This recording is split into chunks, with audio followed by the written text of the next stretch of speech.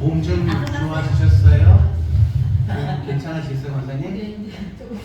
아, 쉽지가 않으시구나.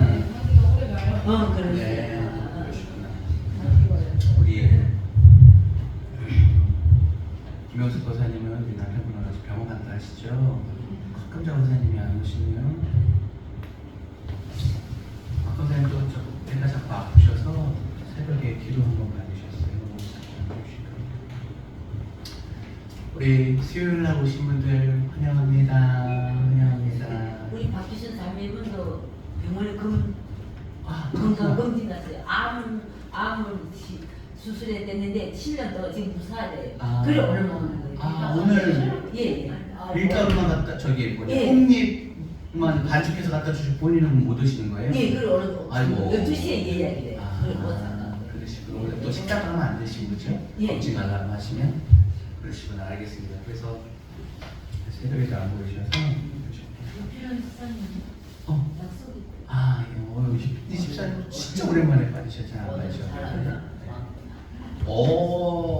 어제는 우리 박기순 선생님하고 이제 둘이서 예배 드렸어요. 새벽이요? 새벽 예배에서 제가 소명 공부 해야지 생각하고 있었었는데 예수님에 대해서 아주 잘 찬찬하게 설명할 수 있는 너무 좋은 기회여서 네 예수님 믿고 생 받으시겠다 그러시더라고요. 너무 감사한 시간이었습니다.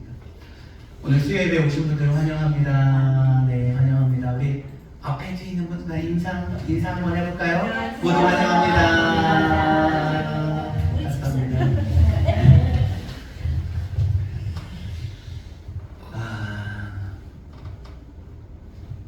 제가 신나는 교회 있을 때 마지막 부교육자 생활을 되었습니다. 세 교회에서 부교육자 생활을 했는데 가까이 있는 동탄에서 신나는 교회 있는데 마지막 해 성전을 이렇게 예배당을 하나 더 확장해서 이제 건축하게 되었어요. 그래서 그때 기도회 때 가장 많이 불렀던 찬양입니다. 이거 부르면요 막 힘이 나고 사단의 역사가 떠나가고 우리 안에 놀라운 축복의 역사가 이루어지고 있습니다. 우리 박수치면서 함께 찬양하도록 하죠.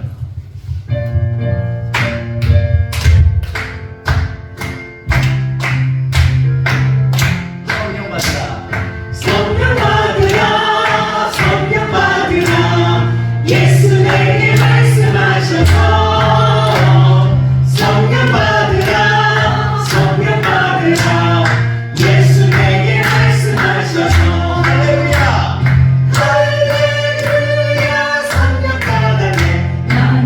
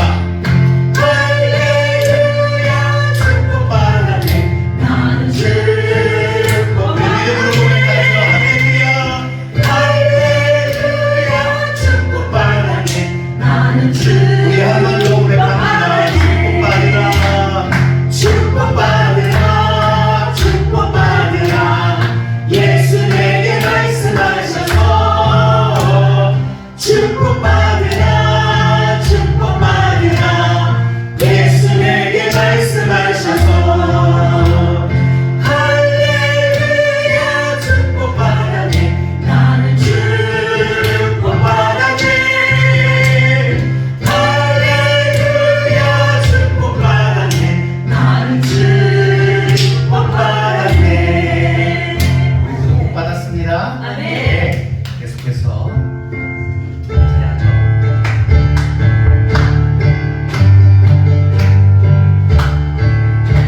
반드시 승리할 것입니다. 반드시 내가 너를 축복하리라.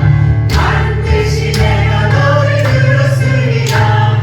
천지는 변해도 나의 약속을 영원히 변치 않으니. 두려워 말라. 두려워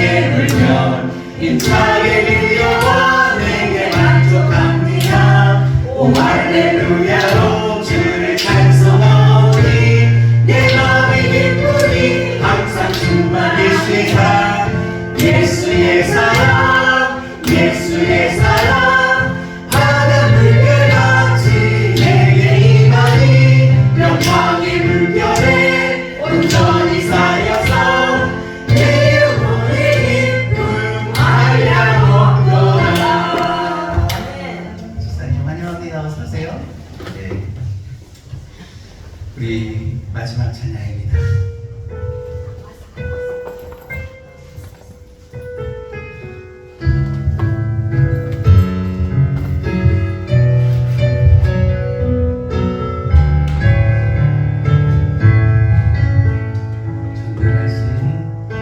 전능하신 나의 주 하나님을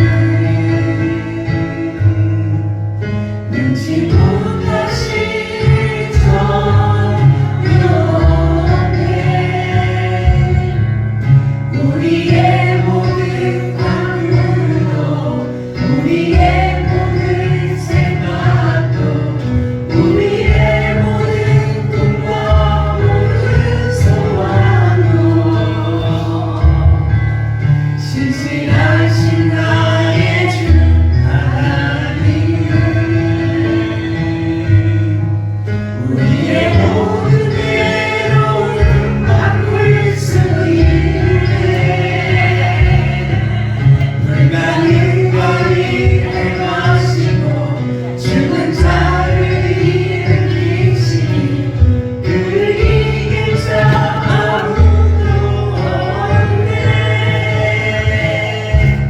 주의 말씀을 의지하여 깊은 곳에 금을 던져 오늘 그가 놀라운 일을 이루시는 거라 주의 말씀 의지하여 믿음으로 금을 던져 믿는 자에게 능치 못한 오늘 다시 한번 찬양하겠습니다. 전능하신 나의 주 하나님을 능치 못하실 정령에 우리의 모든 강구도 우리의 모든 생각도 우리의 모든 꿈과 모든 소망도 신실하신 나의 주 하나님을 우리의 모든 외로움 바꿀 수 있네 불가능한 일 행하시고 죽은 자를 일으키시니 그를 이길 자 아무도 없네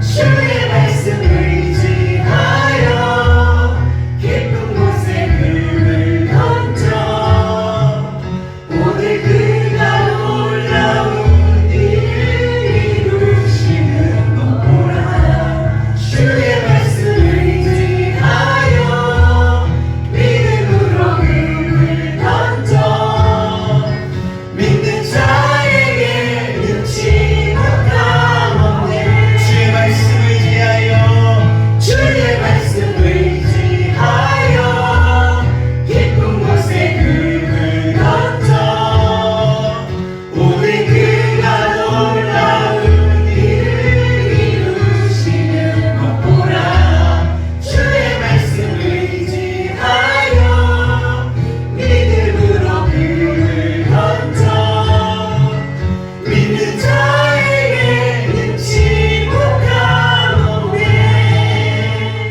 아멘. 주께서 오늘 크고 놀라운 일을 행하실 줄 믿습니다. 네. 우리 예수님이 가르쳐 주신 기도로 함께 기도하며 나아가도록 하겠습니다. 함께 기도하실게요. 하늘에 계신 우리 아버지, 아버지의 이름을 거룩하게 하시며 아버지의 나라가 오게 하시며 아버지의 뜻이 하늘에서와 같이 땅에서도 이루어지게 하소서. 오늘 우리에게 일용할 양식을 주시고 우리가 우리에게 죄짓한 사람을 용서하여 준 것 같이 우리 죄를 용서하여 주시고 우리를 시험에 빠지지 않게 하시고 악에서 구하소서. 나라와 권능과 영광이 영원히 아버지의 것입니다. 아멘. 감사합니다. 오늘 말씀 보도록 하겠습니다. 함께 은혜 나누실 말씀은 오늘은 히브리서입니다. 신약성경 히브리서고요. 히브리서가 13장까지 있을 텐데 그 앞에 있는 12장 1절부터 3절까지 한번 보도록 하죠. 하나님의 말씀 히브리서 12장 1절부터 3절 보도록 하겠습니다. 제가 1절, 여러분이 2절, 우리 3절 같이 네, 히브리서 신약성경 367페이지에 있습니다. 화면 참조해 주시고요. 제가 먼저 읽겠습니다. 이러므로 우리에게 구름같이 둘러싼 허다한 증인들이 있으니 모든 무거운 것과 얽매이기 쉬운 죄를 벗어버리고 인내로써 우리 앞에 당한 경주를 하며 믿음의 주여 또 온전하게 하시는 이 예수를 바라보자. 그는 그 앞에 있는 우리 도를 위하여 십자가를 참사 부끄러움을 예지 아니하시더니 하나님 보좌 우편에 앉으셨느니라. 3절 같이 읽자 시작. 너희가 피곤하여 낙심하지 않기 위하여 죄인들이 끝까지 자기에게 거역한 일을 참으시는 일을 생각하라. 아멘. 우리 예수님을 바라보자라는 제목으로 함께 은혜를 나누려고 합니다. 우리 같은 시간 같은 공간에서 한 하나님을 예배하는 저와 여러분들에게 하나님의 크신 은혜와 하나님의 크신 사랑과 하나님의 크신 능력과 크신 축복이 함께하기를 주님의 이름으로 축원합니다. 아멘. 주님의 이름으로 축원합니다. 아멘. 주님의 이름으로 축원합니다. 아멘. 또 이렇게 주중에 못 뵈신 분들 뵈니까 너무나 좋습니다. 큰 바위 얼굴이라는 소설 들어보신 분 있을 겁니다. 1850년 너세니엘 호선이라는 사람이 발표한 단편 소설인데요.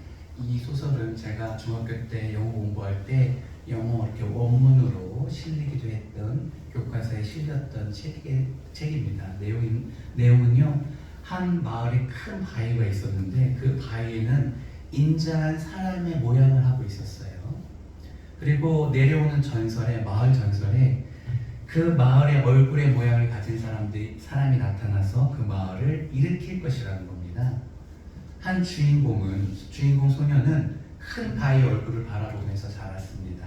그리고 그 바위 얼굴의 모양을 지닌 사람이 빨리 나타나서 자신의 마을을 일으키기를 원했습니다. 시간이 흘러 소녀는 청년이 되었습니다. 그는 성장하면서 사업가, 군인, 정치가, 마을 출신의 유명한 사람을 만났지만 그가 만난 어떤 유명한 사람도 그 큰 바위 얼굴에 인자한 모습이 아니었습니다. 그리고 주인공 어니스티는 결국 백발의 노인이 되었습니다. 그러다가 마을 출신의 유명한 시인을 만났습니다. 그러나 그도 책만큼이나 멋진 모습은 아니어서 실망했습니다. 시인은 삶을 노인 어니스트와 이야기를 나누다가 이 사람이야말로 큰 바위 얼굴을 닮았다고 얘기했습니다. 소녀는 그 바위를 보면서 자랐는데, 그리고 누군가 그 바위의 인자한 모습 위에 사람이 나타날 것을 기다렸는데 그런 사람을 나타나지 않았고 본인은 늙었고 시인과 얘기하다가 시인에게 거꾸로 그런 얘기를 들은 거예요. 당신이야말로 저 얼굴의 모습, 인자한 모습을 닮았다라고 말이죠. 우리가 무언가를 동경하고 바라보고 살아가면 그것을 닮아가게 되어 있는 것입니다. 부부가 서로 닮는다고 하죠. 같은 것을 먹고 같은 환경 속에서 살다 보니 닮는 것도 있지만 서로 바라보면서 살다 보니 그 모습이 닮아지는 것 아니겠습니까? 그렇다면 우리는 무엇을 보고 살아야겠습니까?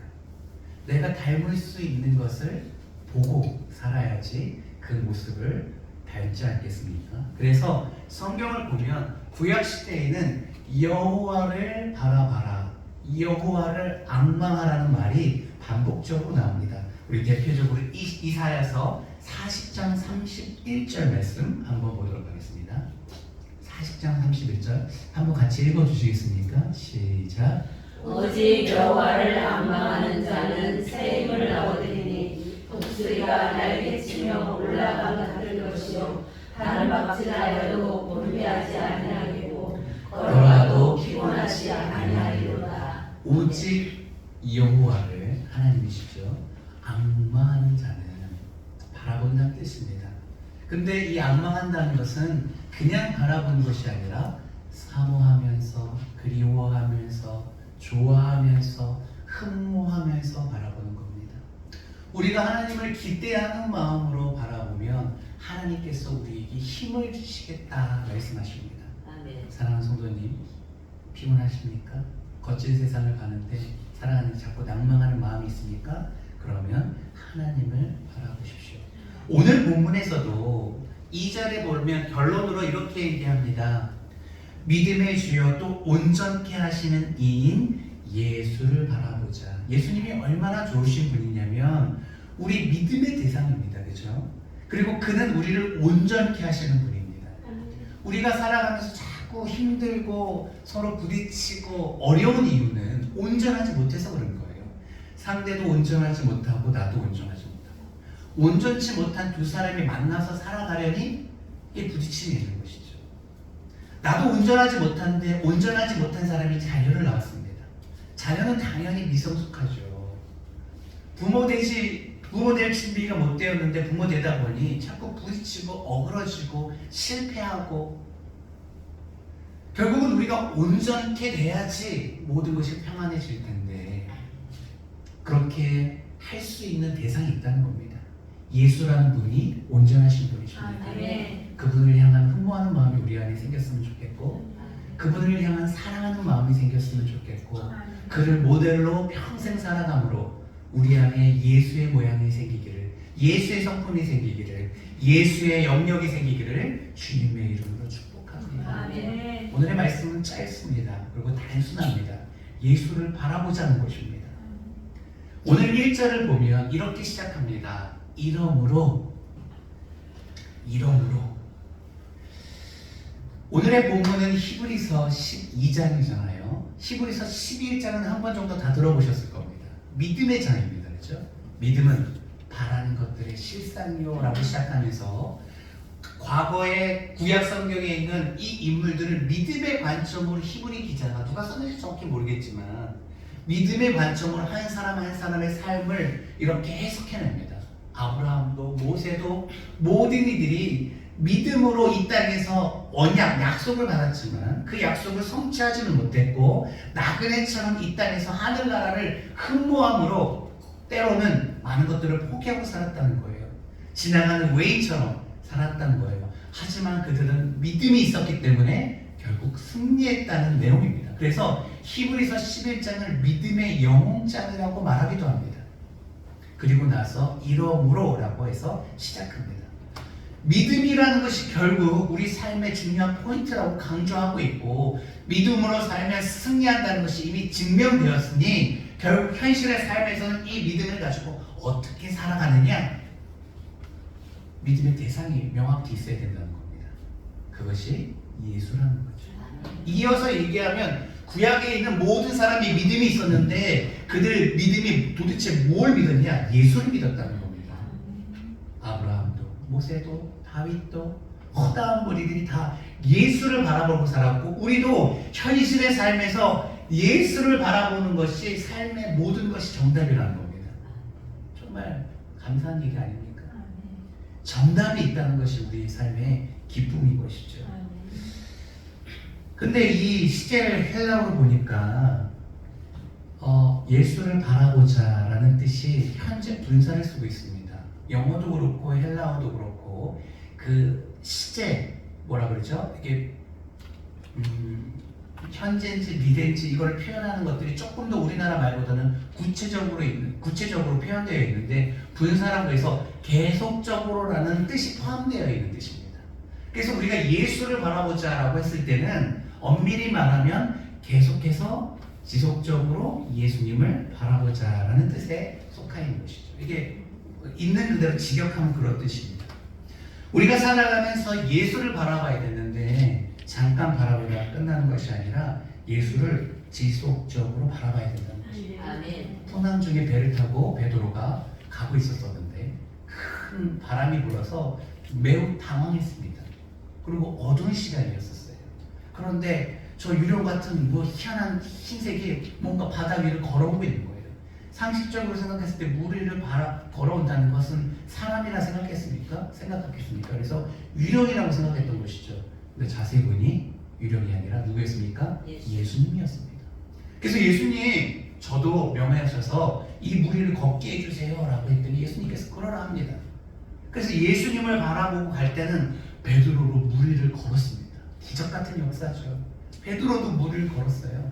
저는 이 본문을 볼 때마다 나중에 간증할 때 얼마나 폼이 났을까 생각해 봅니다. 그 누구도 물 위를 걸어보지 못했는데 베드로는 물 위를 걸었던 거 아닙니까? 그런데 문제가 생깁니다. 큰 바람이 부니 예수님을 바라보다가 바람을 쳐다봤습니다. 바람을 쳐다보는 순간 안에 두려움이 생겼어요. 우리 가라앉기 시작하는 겁니다. 그래서 주여 저를 건져달라고 도움을 청합니다. 그랬더니 예수님께서 베드로를 보고 뭐라고 말하냐면 믿음이 작은 자여 라고 말합니다. 믿음은 무엇입니까? 예수님을 바라보는 겁니다. 아멘. 믿음이 작은 건 뭡니까? 예수를 바라보다가 어떤 상황이 생기면 그 환경을 바라보는 거예요. 우리에게 믿음이 생긴다는 것은 무엇을 의미하냐면 거친 파도와 같은 그런 세상을 살아갈 때 배가 난파될지라도 예수를 바라봄으로 안전하게 평안을 누리며 살아가는 사도 바울처럼 그런 인생을 사는 것입니다. 여러분 우리 믿음으로 예수님을 바라봅시다. 아멘. 그럼 오늘 본문을 통해서 믿음으로 계속해서 예수님을 바라보면 성도에게 어떠한 혜택이 주어지는지 주님께서 어떤 좋은 것을 허락하시는지를 세 가지 제가 정리해봤습니다. 첫 번째는 우리가 지속적으로 예수님을 바라보면 소망 중에 인내할 수 있습니다. 소망 가운데서 인내할 수 있습니다. 1절 다시 한번 읽어보도록 하죠. 1절 있습니다. 시작. 이러므로 우리에게 구름같이 둘러싸는 증인들이 있으니 모든 무거운 것과 얽매이기 쉬운 죄를 벗어버리고 인내로서 우리 앞에 강한 동주를 하여. 수많은 믿음의 선진들, 앞서 11장에서 소개했던 수많은 선진들이 무거운 것, 얽매이기 쉬운 죄를 벗어버리고 신앙의 경주를 했다 말합니다. 신앙생활을 경주로 비유하고 있습니다. 예수님께서 비유를 통해서 하늘의 도를 많이 설명해 주셨던 것처럼 오늘 히브리서 말씀을 기록한 이도 우리 신앙생활을 경주로 비유했습니다. 근데 이 경주는 어떤 경주냐면 100m 달리기처럼 빨리 끝나는 경주가 아니라 오랜 시간을 달려가야 하는, 비교하자면 마라톤과도 같은 것입니다. 마라톤은 42km를 좀 더 달리죠. 42.195km입니다. 한 번은 제가 평생 살면서 한 번은 뛰고 싶은데 하프도 20km도 전 못 뛸 것 같아요. 실은 그래서 올해 하프 마라톤을 뛰어보려고 아내한테 검색해달라고 해서 주일날 못 뛰니까 토요일날 있는 걸 찾았는데 생각해보니까 토요일날 제가 제 체력에 좀 페이스를 오버해서 이렇게 뛰면 주일날 설교를 할 자신이 없는 거예요. 그래서 다른 요일을 찾아달라고 해서 하루 찾았는데 10월 9일 월요일을 찾았는데 어머니 생신인 거예요. 그래서 올해는 마라톤을 포기하는 걸로 그냥 동네에서 배달이 줬었지만 돌려고 합니다. 인생은 긴 경주입니다. 마라톤과도 같은 거예요. 그런데 마라톤처럼 뛰어가려면 인내함이 필요하죠. 마라톤 뛰어보신 분들이 그러더라고요. 옷을 되게 얇은 걸 입잖아요. 이 옷자락에 스치는 것이 그게 어떻게 느껴지냐면 칼날로 자기 살을 베는 것처럼 느낀대요. 하체는 감각이 없어지고 이 얇고 부드러운 옷이 이렇게 몸에 쓸리잖아요. 겨드랑이, 허벅지 쓸리는 게 칼날처럼 느껴진다고 할처럼 계속 몇 시간을 뛰니까 그것이 그렇게 아프고 고통스럽다는 겁니다.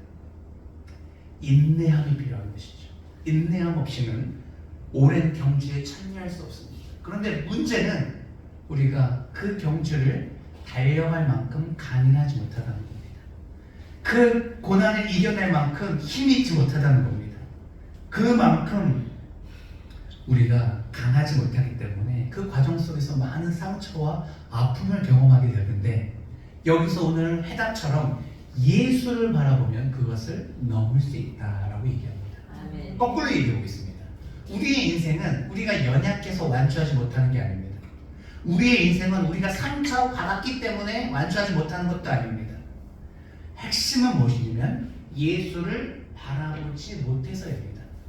예수를 바라보면 우리의 연약함 속에서 주님의 강하신 도우심이 생기고, 우리가 연약하여 상처받아서 아파할지라도 주님의 위로와 회복의 역사가 있습니다. 우리 목표를 잘 정하지 못해서 어디로 달려갈지 모를지라도 예수를 바라보면 주님의 인도하심으로 주님이 함께 동역하여서 띄워주시기 때문에 결론적으로 그 목표에 다다를 수 있습니다. 인생의 답은 예수님입니다. 다른 것 때문에 이유를 찾지 못하고 내가 왜 쓰러지는지, 왜 상처받는지, 왜 넘어지는지, 왜 포기하는지, 왜 낭만하는지를 보면 모든 답은 예수로부터 시선을 놓쳤기 때문이라는 답이 나오는 것이죠. 성경은 굉장히 명확한 답을 내리고 있습니다. 엘리야라는 사람을 소개합니다. 많은 선지자 중에서 가장 강력한 역사와 하나님의 놀라운 기적의 역사, 체험이 있었던 선지자입니다. 그는요, 하나님이 주시는 담대함이 있었습니다. 왕에게 찾아가서요, 아합 왕에게 찾아가서 그 죄를 지적함에도 눈 깜짝하지 않았습니다. 왜 당신은 이렇게 동생의 아내와 결혼해서 삽니까? 이거 하나님 옳지 않습니다라고 그 패고 은밀한 죄를 지적했습니다. 그러니까 어찌됐든 죽이려고 했겠죠. 그러니까 하나님께서 비를 내리지, 당신이 회개하기 전까지는 비를 내리지 않겠습니다라고 가서 직접 찾아가서 얘기했습니다. 그리고 거짓 선지자들과 함께 맞짱을 뜨면서 어떤 신이 진짜 신인지 목숨을 걸고 싸웠습니다. 정말 두려움이 1도 없었던 그런 선지자였습니다. 하나님의 말씀을 따라 순종함으로 그렇게 놀라운 역사를 이루어내었습니다.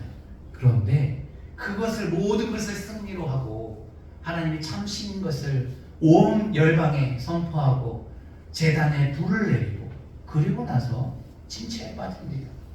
그리고 아합의 부인이었던 이세벨이 저자를 죽이겠다라고 협박이 그의 귀에 들려왔을 때 갑자기 두려움에 휩싸이게 되기 시작합니다.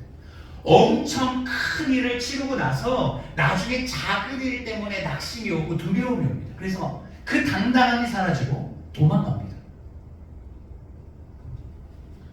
그리고 주님, 제가 죽겠습니다 라고 얘기를 하죠. 용맹했던 그 용맹은 다 없어지고 도망가 로덴나무 아래서 주님, 저는 살기 싶습니다. 저를 데려가십시오 라고 떼를 쓰기 시작합니다. 이유는 무엇입니까? 예수님으로부터 시선을 놓쳤기 때문이었습니다. 하나님이 말씀하시면 가라 해서 갔고, 말하라 하면 말했고, 그죠? 싸우라고 했는데 싸웠는데 어느 순간 하나님의 말씀이 아닌 무서워서 혼자 도망가기 시작하니 하나님의 메시지가 없었는데, 그러다 보니 두려움이 찾아왔고 허무가 찾아오는 것이죠. 신앙의 이런 용사라고 할지라도 순간 예수님으로부터 시선을 잃어버리면 우리 안에는 우리의 연약함과 우리의 허무함이 막 몰려오기 시작합니다. 이것이 저와 여러분입니다. 여러분 어떻게 해야 되겠습니까? 예수님을 바라봐야 합니다. 예수님으로부터 시선을 놓치면 안 됩니다. 그러면 신앙에는 용서가 없습니다. 엘리야도 이렇게 꼬꾸라졌는데 우리가 왜 꼬꾸라지지 않습니까? 예수님을 계속 바라봐야 하는 이유는 무엇이냐면 주님께서 소망 중에 우리를 인내케 하기 위해서 그렇습니다.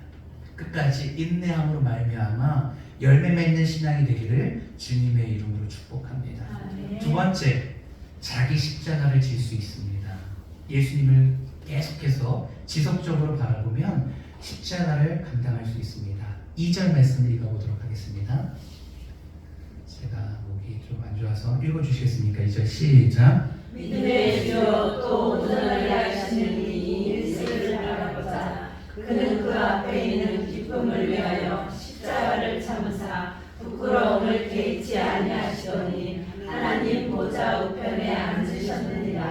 오늘 주제 말씀이죠. 예수님을 바라보자. 그 뒤가 조금 복잡해서 현대인의 성경을 찾아봤더니 이렇게 써 있더라고요. 예수님을 바라보십시오. 그분은 장차 누릴 기쁨을 위하여 부끄러움과 십자가의 고통을 참으셨습니다. 장차의 기쁨을 위해서 십자가의 고통을 참으셨다라고 말하고 있습니다. 예수님을 바라보면 뭐가 보입니까? 앞으로의 기쁨을 위해서 십자가를 참으신, 십자가를 감당하신 예수님을 보게 되는 것이죠. 예수님을 바라봐야 우리가 예수님을 따를 수 있습니다. 예수님을 바라봐야 우리도 십자가를 질 수가 있습니다. 십자가를 진다는 의미는 무엇입니까? 우리는 이미 알고 있습니다. 어떤 환경 속에서도 예수님이 기뻐하시는 삶, 그런 삶을 살아내겠다는 건 아니겠습니까? 아무리 좁은 길, 협착한 길, 사람들이 가지 않는 길을, 고된 길을 간다 할지라도 예수님이 원하시는 길이라면 그 길을 따라가겠다는 것이 십자가의 길 아니겠습니까?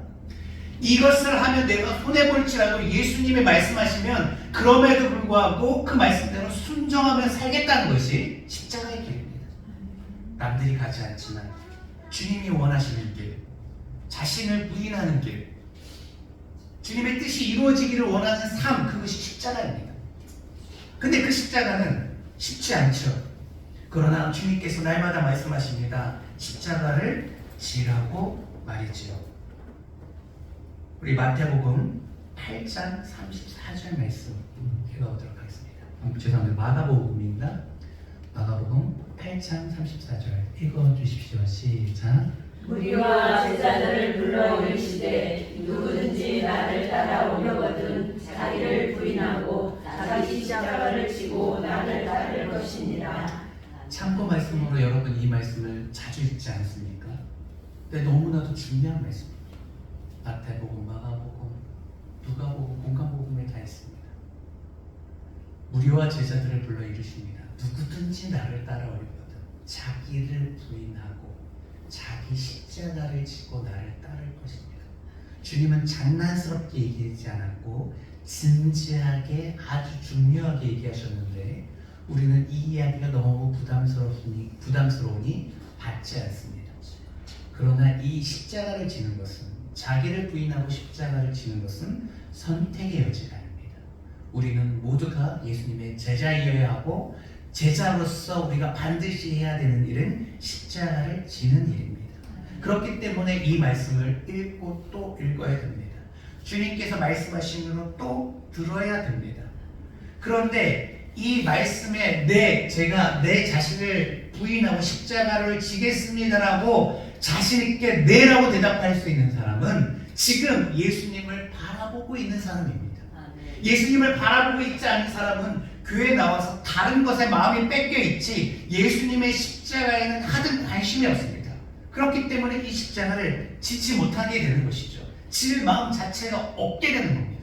그런데 우리가 예수를 바라봤을 때 무엇을 보게 됩니까? 기쁨을 위하여, 영원한 영적인 기쁨을 위하여 고통을 참아내고 십자가를 지신 예수님을 보기 때문에 나도 저런 삶을 살아야 되는구나 라고 깨닫게 되는 것이고 그 모습을 따라가고자 하는 것입니다.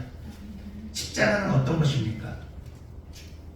우리 모두에게 십자가가 있습니다. 아내로서, 부모로서, 자녀로서, 성도로서 각자가 지어야 할 십자가가 있습니다. 제가 목회자로서 져야 할 십자가가 있고 여러분이 성도로서 져야 할 십자가가 있습니다. 우울한 일이죠. 그러나 소망이 있습니다. 무엇이냐면 주님께서 각자에게 감당할 시험만을 주시는 것처럼 우리 각자가 감당할 수 있는 십자가만 준다는 겁니다. 감당하지 못할 십자가를 주면서 그래 너 십자가 지면서 어떻게 쓰러지고 무너지는지 낙심하는지 지켜보는 그런 나쁜 예수님이 아닙니다. 우리 하나님 신실하신 분이십니다. 자비 하나님이십니다. 우리가 감당할 수 있는 십자가를 주십니다. 감당하지 못할 십자가도 없고 또 반대로 너무 가벼워서 웃으면서 걸어갈 수 있는 십자가도 없습니다. 나 이까짓 거 쉽게 질 수 있어요 라고 쉽게 유머스럽게 얘기하면서 노래 부르면서 질 수 있는 십자가도 존재하지 않습니다. 적당하게 무거운, 적당하게 주님을 바라봐야 하는 십자가, 그것이 우리의 각자의 십자가입니다.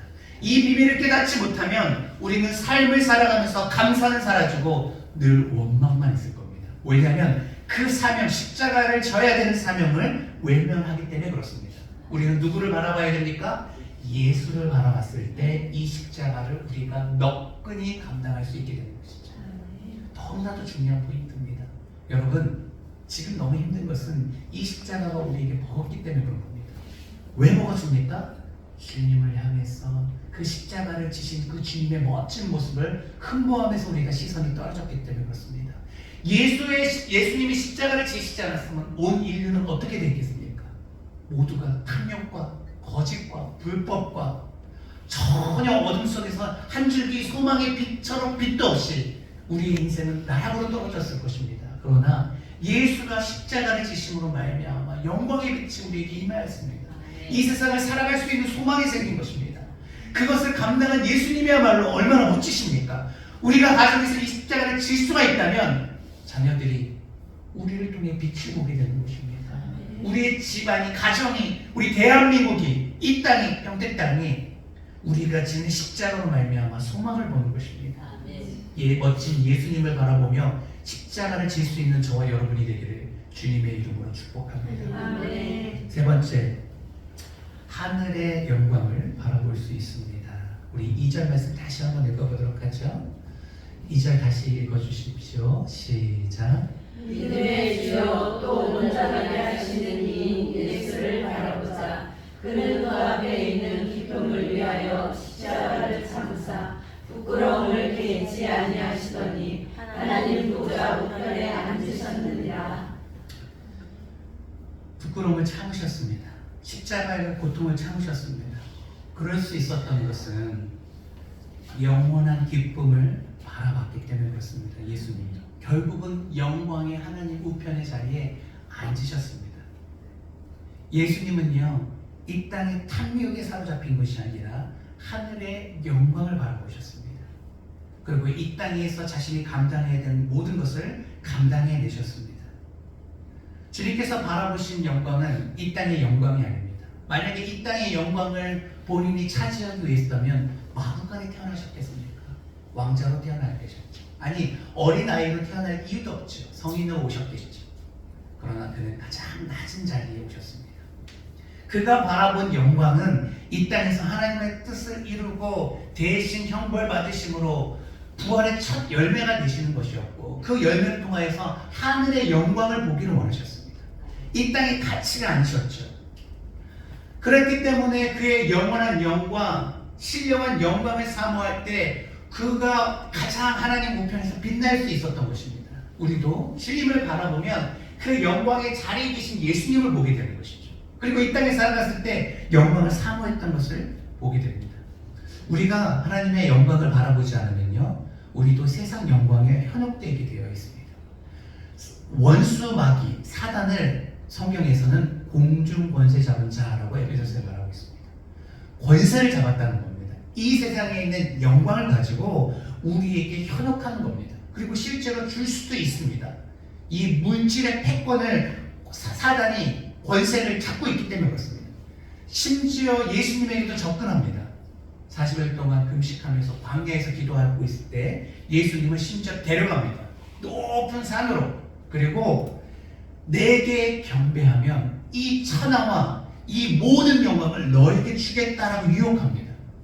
예수님이 만약에 그 영광을 바라보셨다면 유혹을 당하셨겠지만 예수님의 관심은 이 세상의 영광, 사단이 주는 권세와 물질이 있지 않았습니다.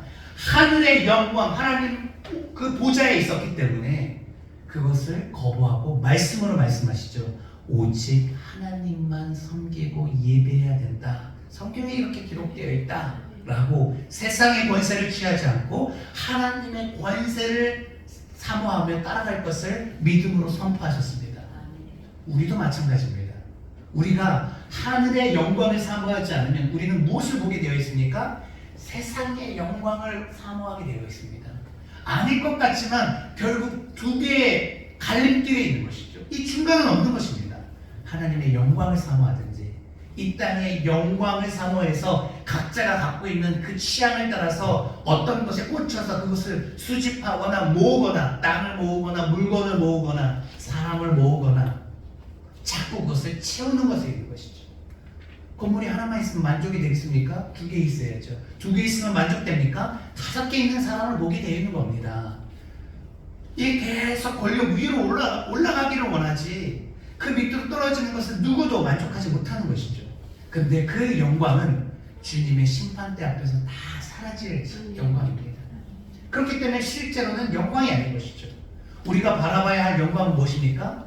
하늘의 영광, 영원한 영광, 주님이 주시는 영광인데 주님이 그 영광을 바라봤고 그 영광을 위해서 십자가를 감당하셨고 결국 승리하셔서 하나님 보좌 우편에 앉아 계셨습니다. 예수님을 바라본다는 것은 이것을 의미합니다. 우리도 진짜의 가치를 위해서 그것을 귀히 여기고 그것을 위해서 살아간다는 것이죠. 돈 모으는 것이 중요한 것이 아니라 물론 필요하죠. 일도 신성한 겁니다.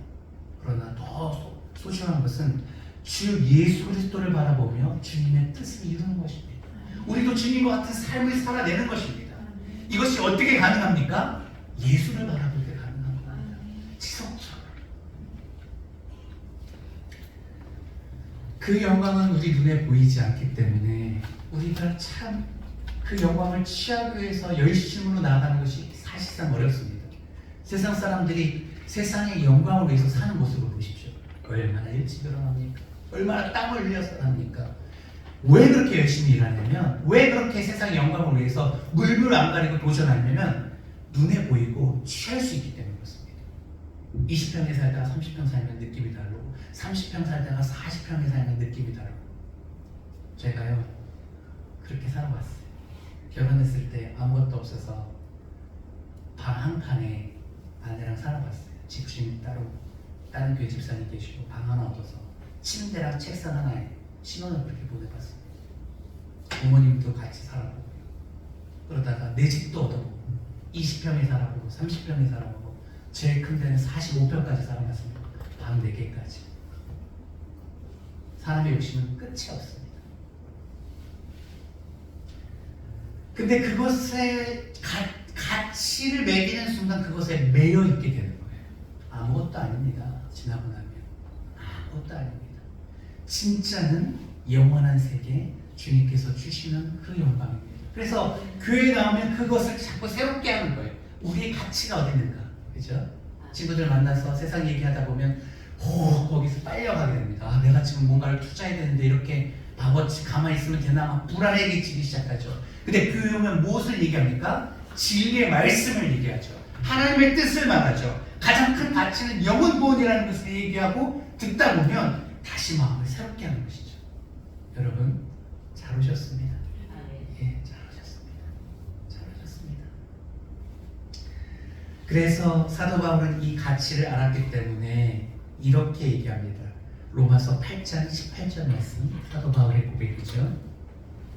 함께 읽어봅니다. 시작. 생각하건대 현재의 고난은 장차 우리에게 나타날 영광과 비교할 수 없도다. 사도 바울은 삼층천 천국의 세계를 갔다 온 분이죠. 그는 보았습니다.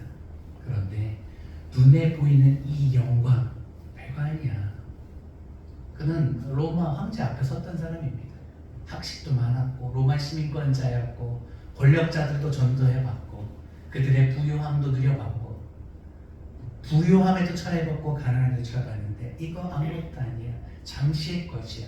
내가 천국에 갔다 왔는데 장차 우리가 받을 영광은 정말 비교할 수 없는 위대한 것이야. 이 고백을 우리가 지금 들을 수 있는 것이 참 은혜스러운 겁니다. 사랑하는 성도님, 세상의 영광은 눈에 보이기 때문에 목숨을 걸고 쟁취하고 잠도 안 자고 먹을 거 먹지 않고 쟁취하지만 우리는 이것을 영적인 눈을 떠서 볼 수 있어야 되고 그러므로 이것을 하찮게 여기는 것이 아니라 열정을 다해서 추구해야 하며 그것을 쟁취하기 위해서 나아가야 됩니다. 천국은 침노하는 자의 것이라고 했습니다. 무슨 말입니까? 성을 얻기 위해서 공격을 해야 된다는 겁니다. 주님의 나라를 얻기 위해서 가만히 아무 생각 없이 그냥 있는 것이 아니라 열정으로 나가야 된다는 것입니다. 저희가 뜨겁든지 차갑든지 그러라고 하셨던 것이 주님의 말씀 아닙니까? 말씀을 내주려고 합니다. 여러분 누구를 제일 존경하시고 누구를 여러분 인생의 모델로 삼고 살아가십니까?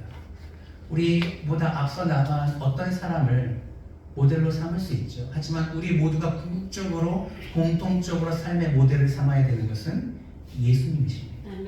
예수님은 첫 번째 보이사입니다. 우리의 돕는 자이시죠. 그가 우리의 도움이십니다.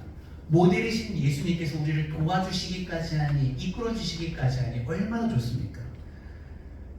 그런데 그가 또한 친절하게 또 다른 보혜사 성령을 우리에게 보내주셔서 예수를 바라봤을 때 인내함으로 버틸 수 있도록 도와주십니다.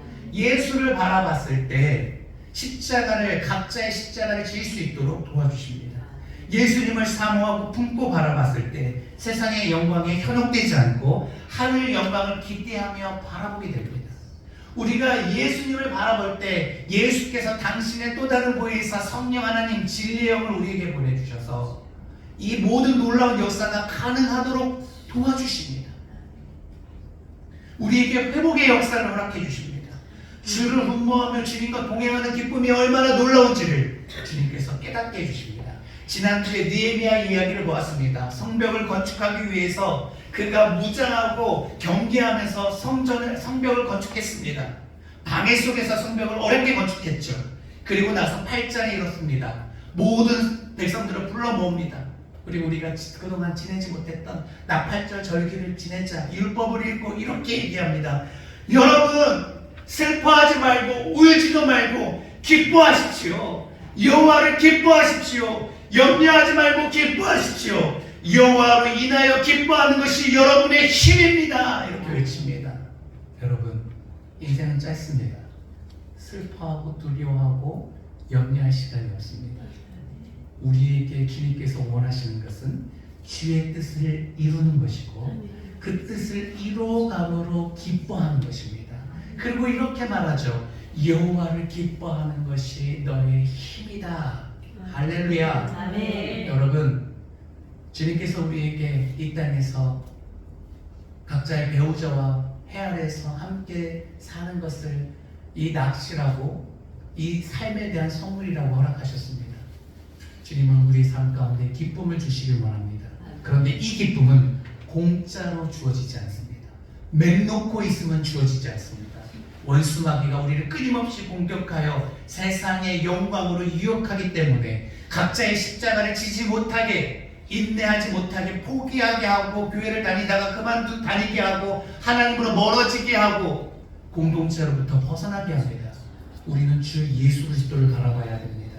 그러면 주님께서 승리하게 하시고 십자가를 기쁨으로 지게 하시고 사명을 기쁨으로 감당하게 하시고 이것이 하나님으로 말미암아 나의 소망이요 힘이요 능력임을 삶을 통해서 가르쳐 주십니다. 예수님을 바라보면 이 모든 거짓말처럼 어려운 미션을 해낼 수 있는 힘과 능력이 되어 주십니다. 여러분 다시금 잃어버린 예수님을 향해서 우리 시선을 집중할 준비가 되셨습니까? 그것이 무엇인지 정확히 모르겠지만 내가 예수께로 돌아가 주님을 바라보고 내 마음을 주님께로 쏟아야 되겠다는 생각이 들지 않겠습니까? 그것들을 오늘부터 각자가 그 정답을 찾아내는 시간이 되시길 원하고 예수님과 친밀함으로 어떤 방법으로 예수님과 친밀해졌는지 제게도 나눠주시면 저도 도움을 받도록 하겠습니다. 우리 찬양 한 장 부르시고 기도하는 시간 갖도록 하겠습니다. 주님과 함께 하는 이 고요한 시간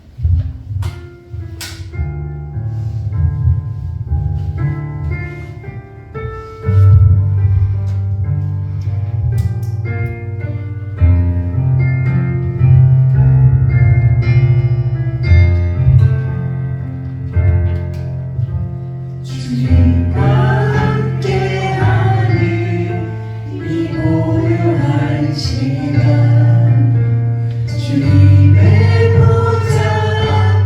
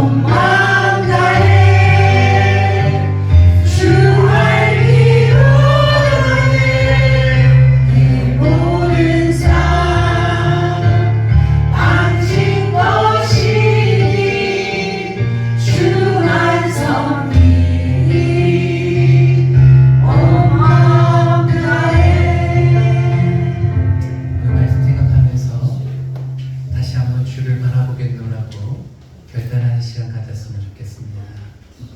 우리가 연약해서도 상처를 받아서도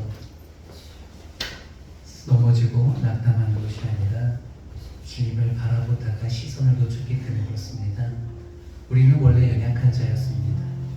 원래 우리가 쉽게 상처받는 자였습니다. 쉽게 질병에 노출된 자였고 세상의 풍파 가운데 그렇게 쓰러지고 넘어지던 자였습니다. 그러나 주님을 만남으로 우리는 새로운 삶을 살게 되었고 다시금 일어나 견고히 서게 되었습니다. 그러나 어느 순간 주님을 향한 시선을 잃어버린 순간 여전히 예배하고 있고 여전히 공동체 속에 있지만 주님을 바라보지 않은 순간 우리는 넘어지게 되는 것이죠. 다시금 주님을 바라보기를 원합니다. 여러분, 우리 시선을 들어 하늘을 쳐다봅시다. 주님은 하나님 우편에 앉아 계셔서 지금도 끊임없이 우리를 위하여 중보하고 응원하고 계십니다. 우리 스테반 집사님이 순교당할 때 주님께서 그 보좌에서 일어나셔서 스테반 집사님을 응원하고 계셨습니다. 주님은 우리를 향하여 지금도 시선을 돌리지 않고 우리를 바라보고 계십니다. 우리도 주님을 바라봐야 됩니다. 그래야지 소망 중에 인내할 수 있습니다. 끝까지 인내하며 경주에 참여할 수 있습니다. 각자에게 허락한 그 십자가를 지고 주님을 따라갈 수 있습니다. 우리가 주님을 바라봤을 때 주께서 허락하신 놀라운 하늘의 영광을 사모하게 됩니다. 이 시간 기도할 때 주님을 다시 보기를 원합니다. 이 시간 영적인 눈을 떠서 아버지 하나님 주님을 보게 하여 주시옵소서. 십자가를 지신 그 주님을 보게 하여 주시고 영광을 사모함으로 하나님 우편에 앉아 계시는 주님을 보게 하여 주시고 지금도 포기하지 않고 늘 신실함으로 우리를 품으시는 그 주님을 보게 하셔서 아버지 하나님 주님과 동행하는 삶 살아가게 하여 주시옵소서. 우리 말씀 생각하면서 이 시간 기도하도록 하겠습니다. 기도하십니다. 아버지 하나님, 주님 나의 성공이랍니다. 내 마음을 바꾸시는 성공이었습니다. 주님 보기를 원합니다. 아버지 주님 보기를 바라보는 원합니다. 내 마음 어디 내시만 바라보는 마음으로 내 마음을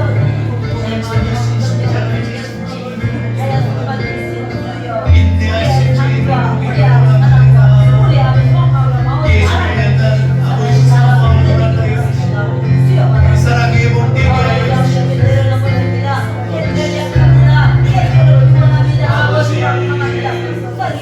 오늘도 주님 보기를 원합니다.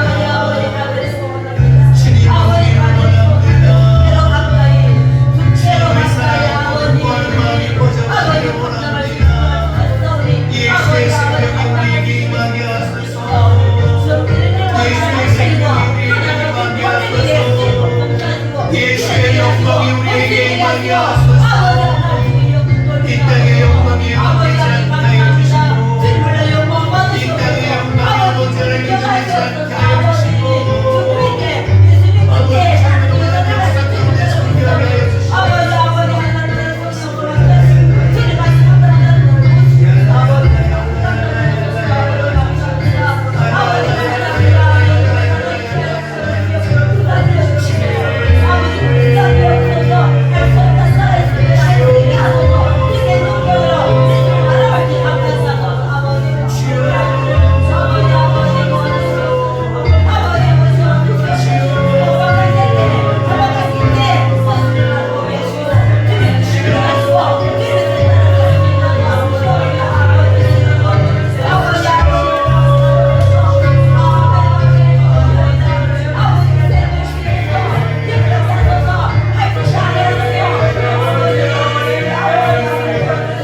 주시고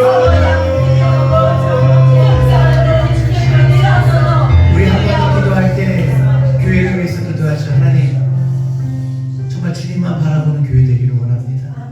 그런 공동체 되기를 원합니다. 그런데 우리 힘으로 할 수 있는 것이 아무것도 없습니다. 예수님의 또 다른 도움이신 성령께 도움을 청합시다. 성령이여 우리에게 임하셔서 우리의 마음을 주관해 주십시오. 우리의 마음이 주님을 향하게 하여 주시옵소서. 우리의 시선이 주님을 향하게 해 주시옵소서. 끊임없는 유혹 가운데 있습니다. 자꾸 흔들립니다. 주님, 이것이 우리의 실체입니다. 불쌍히 여겨주셔서 우리를 붙잡아 주십시오. 세상에 떠내려가지 않게 하여 주셔서 세상의 영광에 현혹되지 않게 하여 주시고 주님께서 계신 그 자리를 바라보며 영원한 영광을 사모함으로 우리의 십자가를 지게 하여 주시옵소서. 성령이 하늘 꿈교에 임하셔서 이곳에 충만하여 주시고 우리의 마음을 만져주셔서 우리에게 새 영과 새 마음을 부어주셔서 아버지 새롭게 하여 주시옵소서. 성령이여 도와주시옵소서. 주여 외치고 기도합니다. 주여.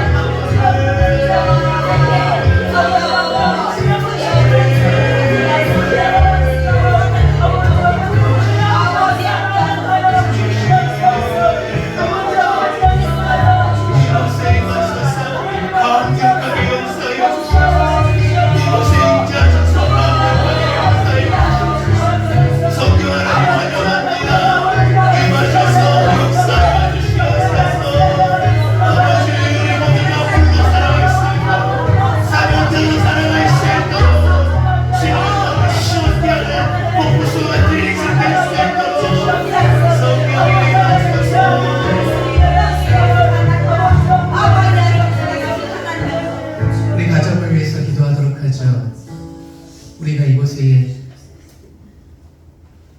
있는 것은 하나님의 인도하심입니다. 우리의 마음대로 예배할 수 없고 우리가 어떻게 기도의 자리에 서 있습니까? 하나님의 인도하심이요 도움이신 줄 믿습니다. 우리를 기도하게 하신 것은 가정을 위해서 기도하라는 겁니다. 그것이 우리의 십자가인 줄 믿습니다. 여러분 배우자 절대 포기하지 마십시오. 여러분 자녀들 결코 포기하지 마십시오.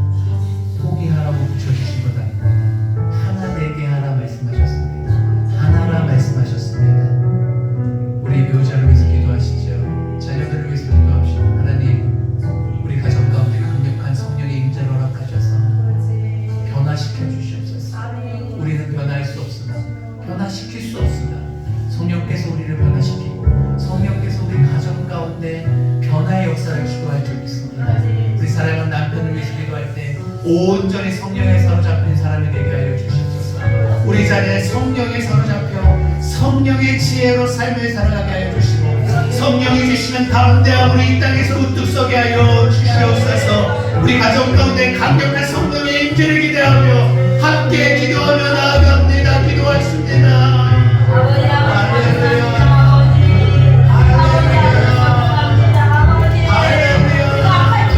우리의 가정 가운데 성령님을 기대합니다. 목사의 자녀지 내 말씀이 것이 없습니다. 아버지 하나님 성령의 자녀를 책임져 주시옵소서. 우리 하나님 모든 자녀들을 정말 떠올려드립니다. 우리 아버지 하나님 우리의 아버지 하나님 자녀들을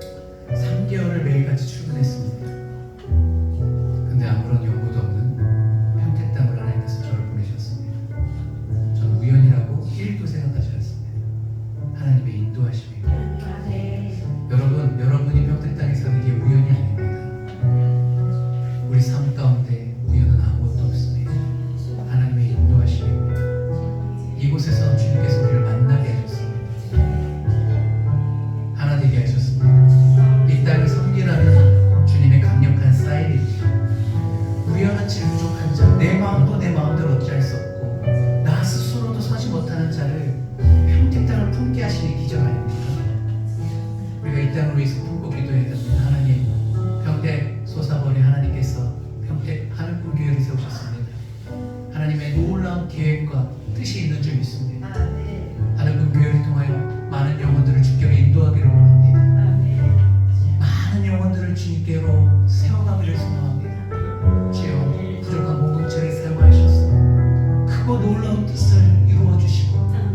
모든 영광이 주께로 돌아갈 수 있도록 우리를 사용하여 주시옵소서. 우리 평택 땅에 50만의 영혼을 품고 기도합시다.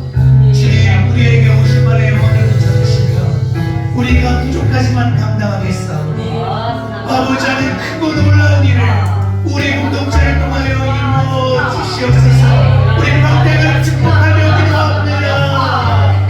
아버지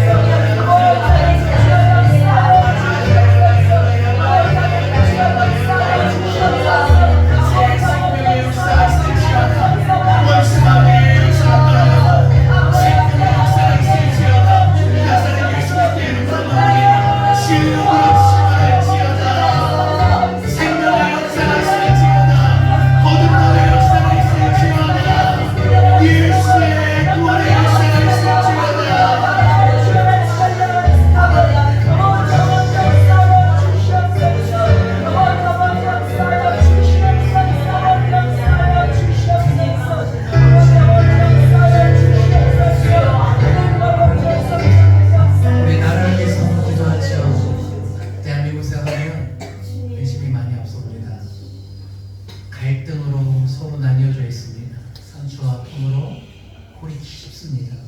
남녀 갈등, 세대 갈등, 지역 갈등, 이념 갈등, 그 누구도 중보자 입장에서 화합을 시키지 못합니다. 그런 리더가 나와야 될 텐데 아무리 눈을 씻고 봐도 없습니다. 사람들의 마음도 갈라져 있어서 그런 자에게 마음을 주지 않을 것이기 때문에 그렇습니다. 하나님, 이 땅을 불쌍히 여겨주십시오. 이 땅에 이렇게 갈리는 것은 교회의 책임입니다. 우리가 사랑하고 품어야 되는데 우리의 마음이 속이 너무 좋아서 이기적인 단체가 되어서 예수의 성품을 담지 못하고 복음을 전하지 못하고 하나님의 사랑을 전하지 못하니 세상이 아파합니다. 우리 이 시간 회개하며 나아갑시다. 주님, 불쌍히 여겨주십시오. 내 마음이 옹졸했습니다. 사랑하지 못했습니다. 품지 못했습니다. 진리로 서지 못했습니다. 교회를 새롭게 하여 주시고 이 땅의 모든 교회를 새롭게 하여 주시고 교회가 회복되게 하여 주시고 진리로 모으게 되어서 세상이, 대한민국이 아버지를 다시 한번 주님의 뜻을 따르는 멋진 주님의 쓰임받는 국가 되게 해 주시옵소서. 우리 대한민국을 위해서 다시 한번 축복하며 기도하도록 하겠습니다. 기도하십니다.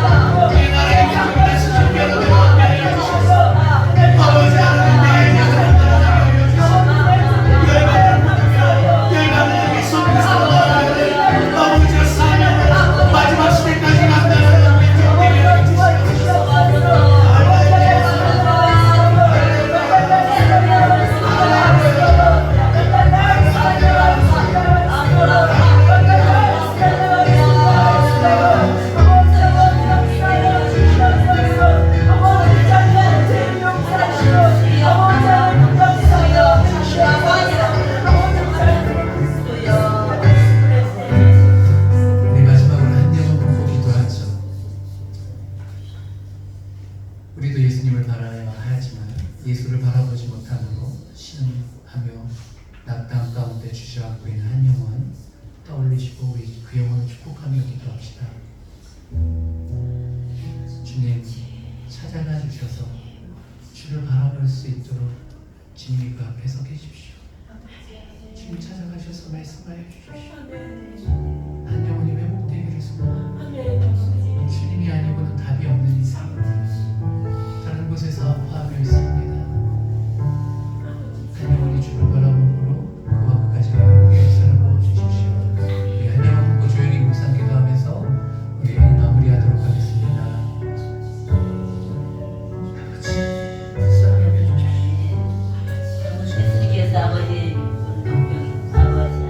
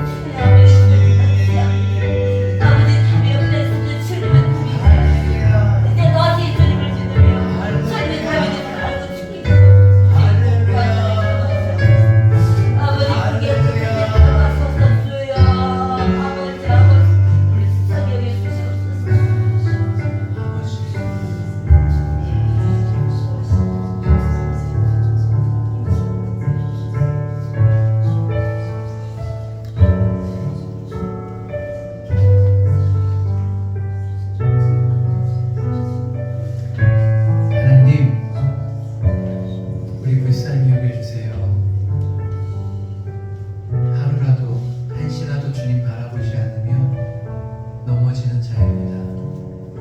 넘어지고 실패하고 나서도 내가 왜 넘어졌는지, 왜 아파하는지 그 이유도 알지 못하는 아둔한 자입니다.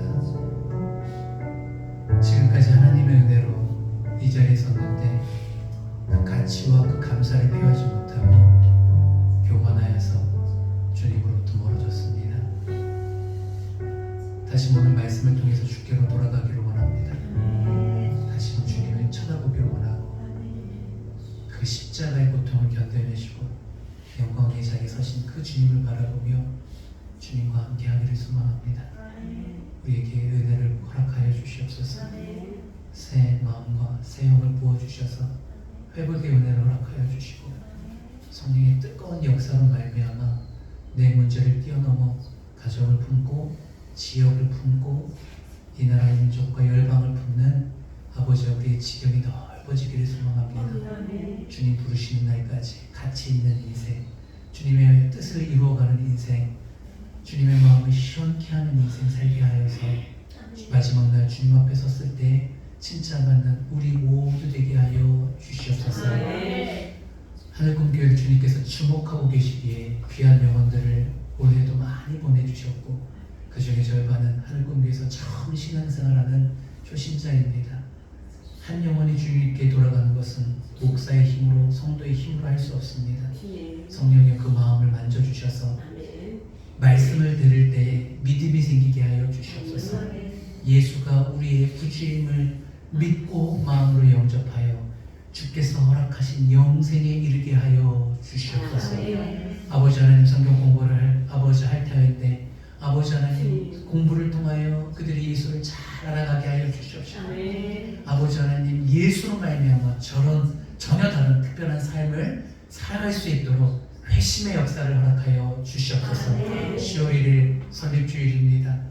아버지 하나님 하늘꿈교회를 이 땅에 세운 그 이유를 세례자를 통해서 다시 한번 우리 모두가 확인하게 하여 주시옵시고 모두가 축복하며 정말 천국잔치를 경험하는 놀라운 날이 되게 하여 주시옵소서. 아버지 하나님 계속해서 하늘꿈교회 수많은 방문자가 방문하고 이곳에서 예수를 만나는 역사가 있기를 소망하오니 아버지 하나님 연약한 우리를 사용하셔서 하나님의 원대한 뜻을 이루어 주시옵소서. 감사합니다. 사랑합니다. 홀로 영광받아 주시옵소서. 우리의 모든 것 대신 예수 그리스도 이름 받들어 간절히 기도합니다. 아멘.